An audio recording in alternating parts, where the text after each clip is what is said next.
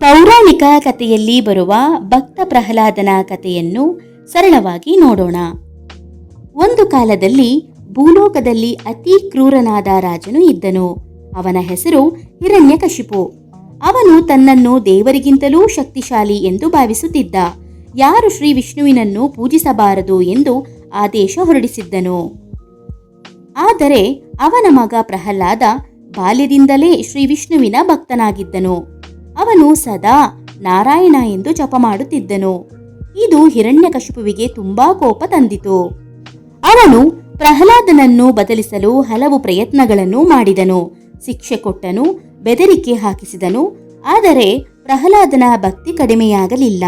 ಕೊನೆಗೆ ಅವನನ್ನು ಕೊಲ್ಲಲು ಹಲವು ಯತ್ನಗಳನ್ನೂ ಮಾಡಿದನು.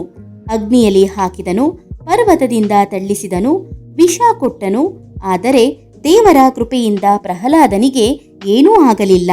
ಒಂದು ದಿನ ಕೋಪದಿಂದ ಹಿರಣ್ಯಕಶಿಪು ಕೇಳಿದನು, ನಿನ್ನ ದೇವರು ಎಲ್ಲಿದ್ದಾನೆ? ಪ್ರಹ್ಲಾದನು ಶಾಂತವಾಗಿ, ಅವನು ಎಲ್ಲೆಡೆ ಇದ್ದಾನೆ ಎಂದನು. ಇದನ್ನು ಕೇಳಿ ರಾಜನು ಕಂಬವನ್ನು ತೋರಿಸಿ, ಇಲ್ಲಿಯೂ ಇದ್ದಾನಾ ನಿನ್ನ ದೇವರು ಎಂದು ಪ್ರಶ್ನೆ ಕೇಳಿದನು.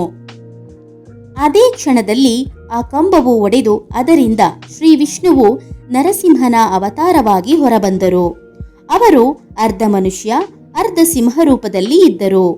ನರಸಿಂಹನು ಹಿರಣ್ಯಕಶಿಪುವನ್ನು ಸಂಹರಿಸಿ ಪ್ರಹ್ಲಾದನನ್ನು ರಕ್ಷಿಸಿದರು. ನಂತರ ನರಸಿಂಹನು ಪ್ರಹ್ಲಾದನಿಗೆ ಆಶೀರ್ವಾದ ನೀಡಿ ಧರ್ಮದ ಮಾರ್ಗದಲ್ಲಿ ನಡೆಯಲು ಉಪದೇಶ ನೀಡಿದರು. ಈ ಕಥೆಯ ನೀತಿ: ಸತ್ಯ, ಭಕ್ತಿ ಮತ್ತು ನಂಬಿಕೆ ಇದ್ದರೆ ದೇವರು ಯಾವಾಗಲೂ ನಮ್ಮನ್ನು ಕಾಪಾಡುತ್ತಾರೆ.